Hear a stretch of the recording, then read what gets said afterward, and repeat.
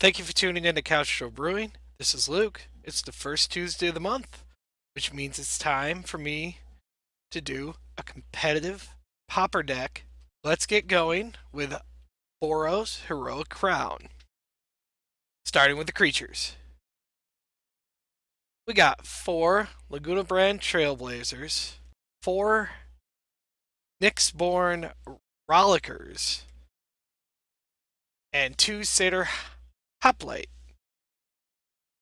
If you've played the mono white wrist or seen that played, you'll know the Trailblazer. And the old red deck also played the Satyr Hoplites. It's kind of a mashing of the two together. The Nyxborn Rollicker is about the only cheap bestow cost creature out there, and it helps protect versus removal spells.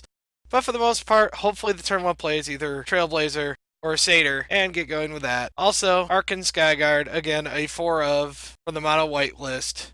Great, just get up above. And 3 Seeker of the Way to help gain me some life back in case I do get in a grindier matchup. 17 creatures in total. With this deck, ironically, I'm much happier with the turn 1 Trailblazer play than I am with the turn 2 Skyguard because of the Crown, which we'll get to in a moment. Moving on to Instance and Sorcery package.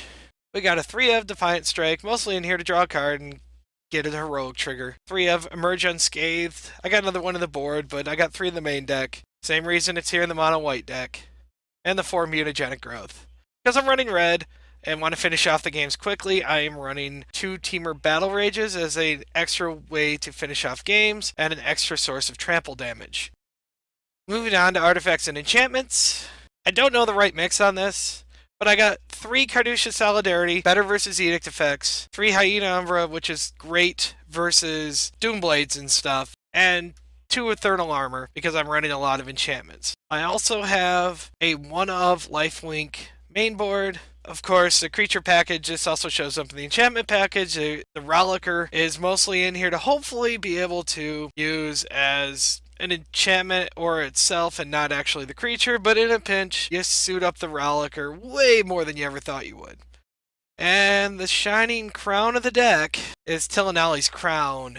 This thing is super ridiculous on turn 2, putting it on the Trailblazer. You're attacking with a 4/5 Trampler. Sure, it's taking a point of damage, but if they can kill a 4/4 with Trample on turn 2 when you're attacking, more power to them. Suit up a Trailblazer on turn 2 is a little weak if they're playing black, but other than that, you're pretty safe versus most red-based removal. You're safe versus the majority of the stuff that's really going to give you problems. Having the red in here as well makes the heroic mirror match actually pretty good for you, because they'll have to give their creatures pro white to be able to block your stuff and their auras fall off, or you might be able to keep a Rollicker or a Crown on and just beat face without losing any of your other auras. Totally remembered and didn't forget to drop in the landslide. So let's get to the land package. We got 4 Ash Barrens to go get me untapped mountains and plains, 1 Forgotten Cave and 2 Secluded Steps to help make sure I don't flood out, and a 2 of Windscarred Crag.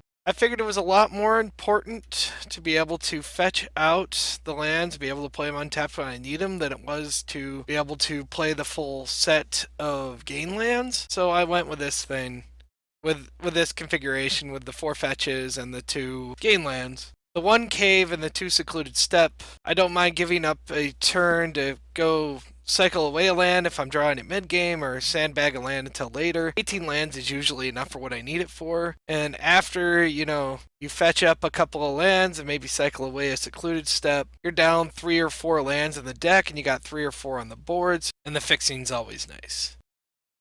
Moving on to the sideboard, we got the 4th Emerge Unscathed and a 2nd Lifelink, mostly for Emerge Unscathed is definitely for the removal heavy matchups, your black matchups, etc. The lifelink is just for when you're really going to have to grind, like say you're playing against Slivers, stuff like that. 2 of Dawn Charms can help you race. 1 Journey to Nowhere, I don't know if this really fits or not. I bring it in, it does have synergy with the Eternal Armor, but typically by turn 3, turn 4, Gurmag Angler looks pretty small versus his deck, so it's not too much of an issue, so you just attack through it anyways. 2 Standard Bearers for Edict heavy matchups.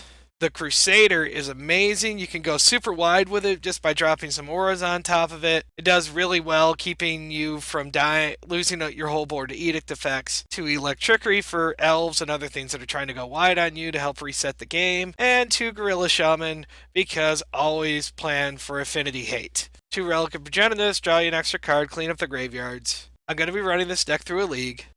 Thanks for watching the video. If you want to see more content like this, consider subscribing. You can follow me on Twitter @GeekLukeG. This is Couch Troll Brewing.